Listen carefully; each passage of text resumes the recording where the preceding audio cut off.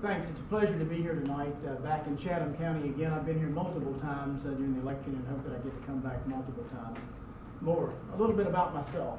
I am Steve Wilkins. I'm running for U.S. House District 2, which includes an awful lot of Chatham County except for the middle portion that we're in right here tonight.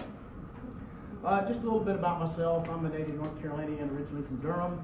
My mother was a career school teacher. My father worked in construction. My wife of 25 years, Meg, heavily involved in education, the Military Child Education Coalition. She's a teacher's assistant. She loved working in first and second grade more than anything else. I was a career military officer. I came back to North Carolina. I've been working in business for the last 8 years. I've served on the school board, chairman of my church council, several other community groups, most that are concerned with early childhood development. And I have 2 children as well, so I've been through the child rearing process as well. One's just graduated from college and one's still in college right now, so I'm a veteran of a lot of the things that we're talking about here tonight. Real quick, why am I running? And I'll tie that into early childhood development. I decided to run last year when I saw the way our debt ceiling crisis was handled poorly by the current Congress, and also this awful Budget Control Act that we have that may come up with some draconian cuts by January. In fact, it's most likely will, because nothing's been done about it so far. Now, how does that affect our children? Well, I'll offer 3 ways. First, health care. I'm all for and supportive of the Affordable Care Act, simply because, not just because of this, but the accessibility that it offers. And that's important to working families.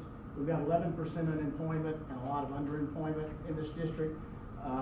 It's essential that children have access to health care. My family was fortunate when I was in the military that our children had good access to health care. This is a developmental issue, it's an educational issue, it's an economic development issue, and I'm all for it. I'm thankful that we have it. Second, nutrition. It's a struggle for too many families, and for some of the same reasons that I just named right now. The economy is on the slump, and we just saw that we didn't get a farm bill passed. What's important about a farm bill? It has SNAP, or food stamp program, in it as well. Now, that part was not cut out, it's not affected, but that was a big part of the argument over folks really wanting to reduce that. That's fine. I'm not going to talk about what the level that it is, but most of the people that are affected in this district are young people, young families. Some of our young military families, our veterans, some of our farm people, some of our rural people depend on this kind of assistance. It is a childhood issue. Many of these are families that have children. Finally, education. It starts early. When our children were very young, my wife read to them when they were still babies. She started very, very early. And I don't mean just once in a while, I mean every single night, religiously. And it made a huge difference in their development and how they did in school later on. And we believe that all other children need to have those same opportunities.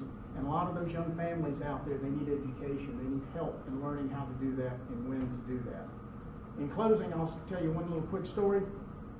My boss, I worked for the Boeing company. When I left to go on this campaign, he looked at me and said, "Steve, I believe the gravest threat to our national security right now is this divisiveness that we have in the U.S. Congress." And in fact, that's why I decided to run last year.